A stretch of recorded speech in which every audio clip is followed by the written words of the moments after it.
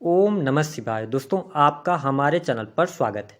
आज के इस कार्यक्रम में हम आपको जानकारी देने वाले हैं। देवगुरु बृहस्पति 4 फरवरी 2025 को मार्गी हो रहे हैं। तो बृहस्पति के मार्गी होने का प्रभाव वृषभ राशि वालों पर किस प्रकार से पड़ने वाला है, देवगुरु बृहस्पति के आशीर्वाद से आपके जीवन में किन क्षेत्रों में आपको सफलता प्राप्त होने वाली है, किन चीज़ों पर आपको ध्यान रखकर चलने की आवश्यकता होगी, विस्तार से इस वीडियो में हम चर्चा करेंगे। साथ ही बताएंगे कि वह कौन सी 3 बातें हैं जिनको आपको इस गोचर अवधि के दौरान भूल कर भी नहीं भूलना है। इस पर भी विस्तार से चर्चा करेंगे। तो यह वीडियो आपके लिए बहुत ही महत्वपूर्ण है, आप इसे अंत तक जरूर देखें। और यदि आप चैनल पर पहली बार विजिट कर रहे हैं तो चैनल को सब्सक्राइब कर लीजिएगा, नोटिफिकेशन बेल को ऑन कर लीजिएगा। देखिए, वृषभ राशि वालों, जब हम देवगुरु बृहस्पति की बात करते हैं तो बृहस्पति का हमारे ज्योतिष शास्त्र में बहुत ही महत्वपूर्ण स्थान है। बृहस्पति शुभ ग्रह माने जाते हैं, इन्हें देवताओं का गुरु कहा जाता है। और बृहस्पति की जब हम बात करते हैं तो ज्ञान, धर्म, शिक्षा, संतान, संतान का सुख, स्त्रियों के संपूर्ण वैवाहिक जीवन की जिम्मेदारी बृहस्पति के पास है। साथ ही ये किसी भी चीज में वृद्धि का कार्य करते हैं। साथ ही ये धन वृद्धि, इसके साथ सौभाग्य, किस्मत के भी कारक कहे जाते हैं। देवगुरु बृहस्पति शिक्षा का फील्ड हो गया, बैंकिंग सेक्टर हो गया, फिनांस का कोई भी क्षेत्र हो गया, साथ ही लॉ का फील्ड, जुडिशरी, इन सभी क्षेत्रों पर भी देवगुरु बृहस्पति का प्रभुत्व होता है। ऐसी स्थिति में बीते वर्ष यानी 9 अक्टूबर 2024 को देवगुरु बृहस्पति शुक्र की ही राशि यानी कि आप ही की राशि में वक्री हो गए थे, उल्टी चाल चल रहे थे। लेकिन 4 फरवरी को ये मार्गी होंगे, सीधी चाल चलेंगे और 15 मई तक आपके ही लगन यानी आपके ही राशि से ये गोचर करने वाले हैं। तो आइए जानते हैं कि आपको किस प्रकार से प्रभावित करेंगे। देखिए, वृषभ राशि वालों, वैसे तो देवगुरु बृहस्पति जब भी गोचर में प्रथम भाव, पंचम भाव, सप्तम भाव, नवम, दसम और एकादश भाव से गोचर करते हैं तो ये लाभकारी परिणाम अवश्य देते हैं। तो सबसे पहली बात कि बृहस्पति आपके लिए बहुत योग कारक प्लेनेट नहीं है, क्योंकि आपके अष्टमेश भी बनते हैं और साथ ही आपके लाभ भाव के स्वामी बनते हैं। तो इन दोनों भावों के स्वामी होकर जब लगन से गोचर करें तो निसंदेह थोड़ा सा आपको अपने स्वास्थ्य के प्रति सचेत होने की आवश्यकता है, क्योंकि अष्टमेश होकर लगन से गोचर करना कहीं ना कहीं से स्वास्थ्य संबंधित तकलीफें आपकी बढ़ सकती हैं। थोड़ा सा आप कंफ्यूजन की स्थितियां आपके जीवन में बढ़ सकती हैं। ऐसी स्थिति होगी डिसीजन इनडिसीजन जैसी स्थितियों का सामना आपको करना पड़ सकता है। तनाव आपका बढ़ेगा। तो थोड़ा हेल्थ को लेकर आपको अवेयर रहने की आवश्यकता रहेगी। लेकिन इसके अतिरिक्त प्रथम भाव में देवगुरु बृहस्पति के मार्गी होने से आपकी नॉलेज में वृद्धि होगी, ज्ञान आप अर्जित करने की तरफ अग्रसर होंगे। कुछ अकल्ट, एस्ट्रोलॉजी, ज्योतिष, तंत्र मंत्र यानी नई चीजें आप जानना चाहेंगे। तो ये कहीं ना कहीं से आपकी नॉलेज के लिए, आपके व्यक्तिगत जीवन के लिए काफी अच्छा रहेगा। आपके ज्ञान और बुद्धि में वृद्धि भी होने वाली है। तो यह स्थिति बढ़िया है। मान सम्मान भी आपका अच्छा रहने वाला है। अब देखें, देवगुरु बृहस्पति की जो दृष्टि का प्रभाव है, पंचम दृष्टि से आपके ये पंचम भाव को देखेंगे, जहां पर बुध की राशि आती है कन्या। यानी कि कहने का अभिप्राय यह है कि यहाँ पर जो लोग नवविवाहित हैं, जो संतान के बारे में सोच रहे थे, संतान अथवा फैमिली प्लान करना चाहते हैं, उनके लिए 4 फरवरी से लेकर 15 मई तक का टाइम बहुत बढ़िया है।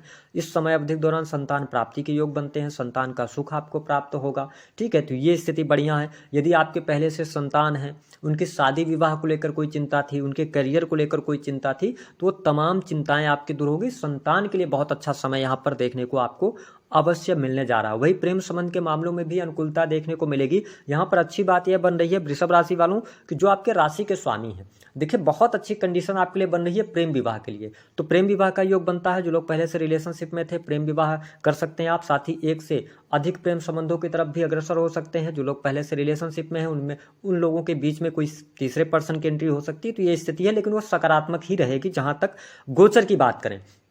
इसके अतिरिक्त अगर देखा जाए तो आपके लिए जो लोग फिल्म इंडस्ट्री से जुड़े हुए हैं, किसी भी प्रकार के क्रिएशन का कार्य करते हैं, है ना, तो मीडिया जगत से हैं, उनके लिए यह समय अच्छा है। साथ ही अगर देखें तो 5th हाउस आपकी बुद्धि का होता है। तो इस समय अवधि के दौरान जो आप डिसीजंस लेने जा रहे हैं वो बहुत अच्छे आपके सही साबित होंगे, है ना। और साथ ही प्रेम संबंधों में भी अनुकूलता देखने को मिलेगी। इसके अतिरिक्त कंसल्टेंसी से जुड़ा हुआ कोई कार्य कर रहे हैं, है ना, कम्युनिकेशन से जुड़ा हुआ काम कर रहे हैं, तो आपके लिए बहुत अच्छा लाभ यहाँ पर मिलता हुआ नजर आ रहा है। चीजें आपके लिए बहुत ही बढ़िया रहने वाली है। अब देखें, देवगुरु बृहस्पति सप्तम दृष्टि से सप्तम भाव को देखेंगे। हालांकि सप्तम भाव में वृश्चिक राशि आती है जो इनकी मित्र राशि है, साथ ही शनि की भी दृष्टि का प्रभाव है। तो यहाँ पर हम ये कह सकते हैं कि वैवाहिक जीवन भी आपका काफी शानदार रहेगा। वैवाहिक जीवन में स्थितियां बहुत बढ़िया बन रही हैं। जीवन साथी का सहयोग, समर्थन आपको प्राप्त होगा। लेकिन आपके 11th हाउस में इसी समय अवधि के दौरान ध्यान दें कि राहु और शुक्र की युति है। ठीक है, और शुक्र राहु के साथ में इन्वॉल्व हैं। तो वैवाहिक जीवन में थोड़ा सा ध्यान ये रखें, भटकाव की स्थितियों से बचिएगा, क्योंकि 11th हाउस में जब एक से अधिक ग्रह हो जाते हैं, गोचर में भी हो या कुंडली में भी हो, तो कहीं ना कहीं से दाम्पत्य जीवन को नुकसान पहुंचाते हैं। तो इस बात को आप नोट करके चलिएगा कि इस समय अवधि के दौरान आपके ऊपर थर्ड पर्सन के कारण लांछन न लगे, तो इसका थोड़ा सा ध्यान रखें। बाकी जीवन साथी के द्वारा लाभ की प्राप्ति, जीवन साथी की हेल्थ को लेकर कोई समस्या थी वह दूर होगी। जीवन साथी अगर नौकरी पेशा है, कार्य व्यवसाय में है, तो उनको अच्छा लाभ मिलेगा, उनके द्वारा धन की प्राप्ति या उनके द्वारा आपकी इच्छा पूर्ति, ये चीजें आपके लिए बेहतर यहां पर रहने वाली हैं। साथ ही पार्टनरशिप से लाभ होगा। है ना, अगर आप पार्टनरशिप में पहले से बिजनेस कर रहे हैं तो लाभ की स्थितियां बन रही हैं। यदि इस समय अवधि के दौरान आप पार्टनरशिप करना चाहते हैं, किसी नए कार्य व्यवसाय की शुरुआत करना चाहते हैं, तो अच्छा समय है आपके लिए, आप बिल्कुल आगे बढ़ सकते हैं।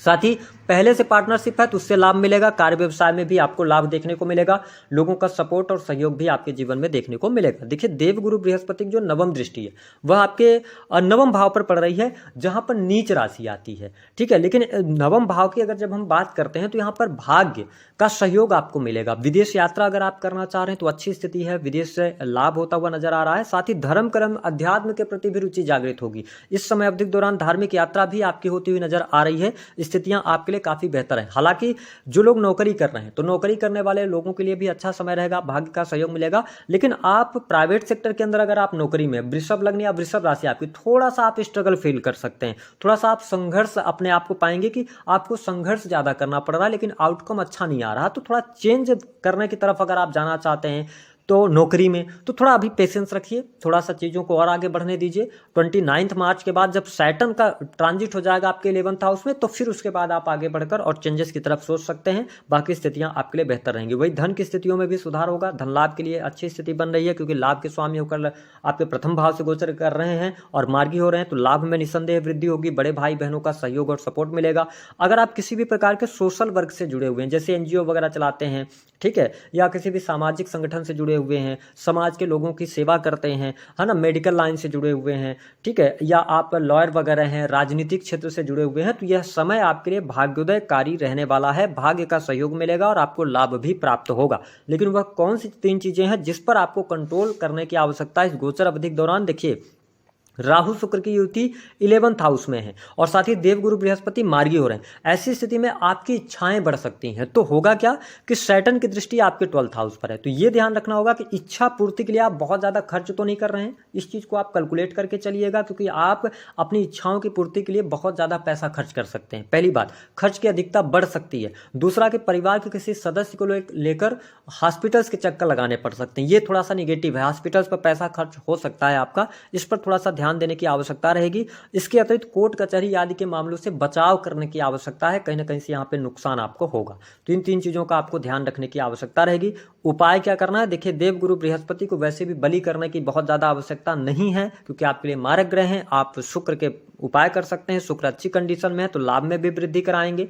तो स्त्रियों का सम्मान कीजिए, साथ ही साफ सुथरे वस्त्र पहनिए, परफ्यूम्स का इस्तेमाल कीजिए, अपने शूज को ब्रांडेड रखिए। इतना ही करने से शुक्र अच्छे होते हैं। और देवगुरु बृहस्पति का अगर बहुत ज्यादा निगेटिव प्रभाव आपको मिल रहा है, लाइफ स्टक हो चुकी है, तो फिर आप एक काम कर सकते हैं कि जो चने की दाल होती है उसका आप दान कर दें किसी भी मंदिर में, ठीक है, या पीले रंग के पुष्पों की माला जो है वो विष्णु भगवान जी के मंदिर में ले जाकर अर्पित करें। इससे भी गुरु का बल आपको प्राप्त अवश्य होगा। दी गई जानकारी